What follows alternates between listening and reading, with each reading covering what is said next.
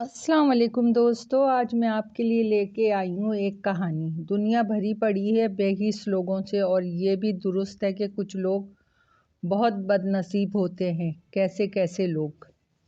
خدا خیر کرے۔ صبح صبح کس کا فون آ گیا؟ منّے کی ماں نے کہا، ذرا فون سن لیں، میں باورچی خانے میں ہوں، آپ بعد میں تیار ہو جانا، پہلے فون دیکھیں کس کا ہے۔ 2-3 بار بیل بج چکی ہے۔ میں نے بھاگ کر چارج پہ لگے فون کو آن تو وہ سلیم کی آواز تھی۔ وہ کہہ رہا تھا، ماموں میری والدہ فوت ہو گئی ہیں۔ مجھے ایک دم جھٹکا سا لگا، پاس پڑے صوفے پہ بیٹھ گیا، ٹیبل سے پانی کا گلاس اٹھایا اور غٹاغٹ پی گیا۔ اتنے میں بیگم ناشتہ لے کے پہنچ گئی۔ محمود، کس کا فون تھا؟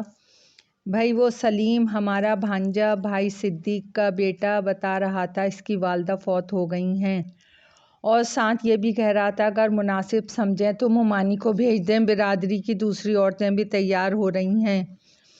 بیگم، کیا تم جانا چاہتی ہو؟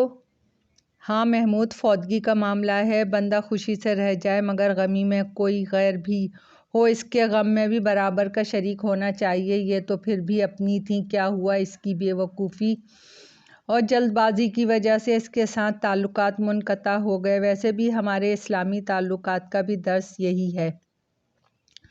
اچھا تو ٹھیک ہے، وہ سارے جا رہے ہیں، تم بھی چلی جاؤ، ناشتہ کیا کرنا تھا؟ اس خبر نے تو ہلا کے رکھ دیا۔ دفتر میں کوئی بھی کام نہ ہو سکا، باس سے طبیعت ناسازی کا بہانہ بنا کے چھٹی لی اور گھر آ کے لیٹ گیا۔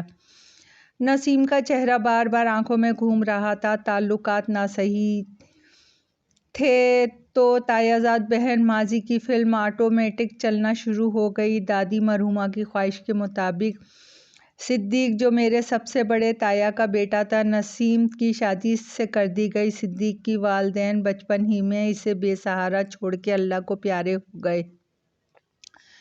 دادی مرحومہ نے صدیق کی پرورش کی۔ صدیق والدین کا اکلوتا چشم و چراغ تھا۔ نسیم کی بھی والدہ نہیں تھی۔ صدیق مزدوری کرتا تھا، شکل و صورت بھی واجبی سی تھی، جبکہ نسیم لاکھوں میں ایک تھی۔ صدیق تو اس کے سامنے ایسا تھا جیسے حور کے پہلو میں لنگور۔ والدہ کا حکم تایا نہ ٹال سکے اور بغیر حیلِ حجت کے نسیم اور صدیق ایک دوسرے کے جیون ساتھی بن گئے۔ شادی کے فوراً بعد دادی اللہ کو پیاری ہو گئی۔ صدیق کی طرح نسیم بھی اپنی والدین کی اکلوتی اولاد تھی۔ شادی کے چند ماہ بعد صدیق نے نسیم سے کہنا شروع کر دیا کہ تیرے باپ کی کمائی کون کھائے گا؟ ہمارا سوا کون ہے جو اس کا وارث ہوگا؟ لہٰذا اپنے باپ سے خرچہ لیا کرو۔ نسیم بیچاری کیا کرتی؟ باپ سے شکوہ کیا کہ آپ نے مجھے کس نکھٹو اور کامچور کے پلے باندھ دیا۔ کام نہ کاج، کاٹھ کا دشمن اناج کا، سارا دن ٹی وی دیکھتا ہے، کام کا کہو تو جھگڑا کرتا ہے، ذرا سے کھانے میں دیر ہو جائے تو تماشا لگاتا ہے۔ عجیب قسم کا انسان ہے۔ نسیم کا والد نسیم کی بات سن کے خاموش ہو جاتا، صرف اتنا کہہ پاتا کہ بیٹی سب تیری دادی مرحومہ کی مہربانی ہے۔ اس طرح لڑتے جھگڑتے نسیم کے ہاں 2 بیٹے اور 1 بیٹی نے جنم لے لیا۔ گھر میں بچوں کے آنے سے رونق تو ہو گئی، مگر صدیق کو ذرا بھی شرم نہ آئی۔ نہ اس سے مزدوری کرنی تھی، نہ ہی وہ گیا۔ اخراجات زیادہ، آمدن کم۔ نسیم کا باپ بھی کنگال ہو گیا، دکان خالی ہو گئی۔ سگریٹ پینے کا عادی تھا، چھاتی کے کینسر کا شکار ہو گیا۔ 1-2 ماہ زندہ رہا، آخرکار ایک دن وہ بھی نسیم کو روتا چھوڑ کر اس دنیا سے کوچ کر گیا۔ جب تک نسیم کے والد حیات تھے، نسیم نے ہمیں صدیق کی حرکتوں سے قطعی طور پہ آگاہ نہیں کیا تھا۔ سب اچھا کہہ کے بات کو ہر بار ٹال جاتی۔ سلیم 5 سال کا، شگفتہ 3 سال کی اور ندیم 2 سال کے ہو چکے تھے۔ گھریلو اخراجات پورا کرنے کے لیے نسیم نے گھروں میں کام کرنا شروع کر دیا، مگر صدیق کی غیرت نہ جاگی۔ ہمیں پتہ چلا کہ نسیم نے سیال کوٹ سے فیملی کورٹ میں خلا کا کیس دائر کیا ہوا ہے۔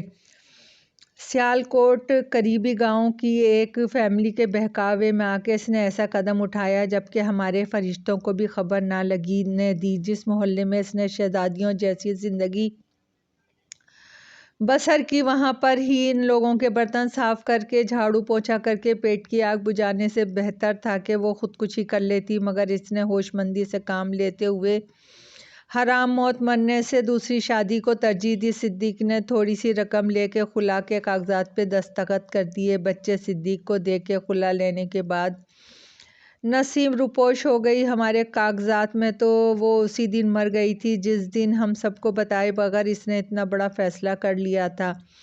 ایک طرف نسیم نے ہماری عزت کا جنازہ نکال دیا، دوسری طرف صدیق اپنے اخراجات پورا کرنے کے لیے پیسے مانگنے لگا۔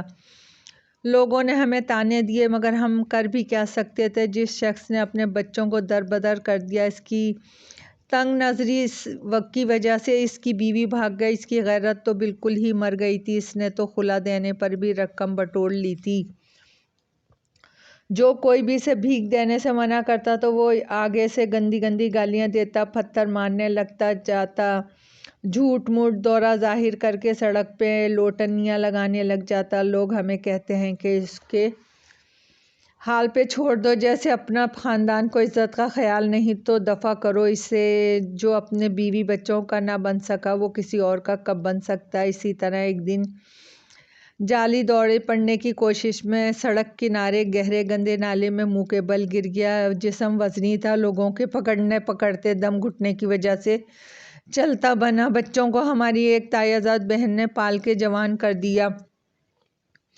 شگفتہ کی شادی قریبی گاؤں میں کر دی گئی۔ سلیم اور ندیم کی بھی شادیاں ہو چکی تھیں۔ نسیم کے بچوں کو پالنے والی ہماری تایہ زاد بہن بھی ان بچوں کی شادیوں سے فارغ ہونے کے ملک عدم کو سدھار گئیں۔ یہ تھی وہ داستان جس نے ہمیں لوگوں کو منہ دکھانے کے قابل نہیں چھوڑا، جس وجہ سے ہمیں فیصل آباد ہجرت کرنا پڑی۔ سب کچھ بھول کر اچھی خاصی زندگی بسر کر رہے تھے مگر آج کے فون نے ایک بار پھر ماضی کے زخموں کو کریٹ ڈالا۔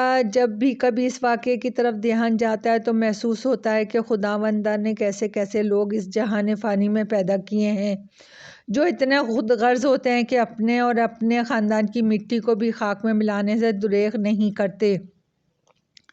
میری تو یہ دعا ہے کہ اللہ تعالیٰ ایسے لوگوں سے ہم سب کو محفوظ رکھے، آمین۔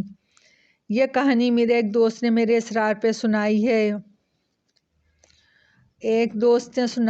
دوستو کہانی پسند آئے تو لائک اور سبسکرائب کیجیے گا۔ آپ کی دعاؤں کی طلبگار۔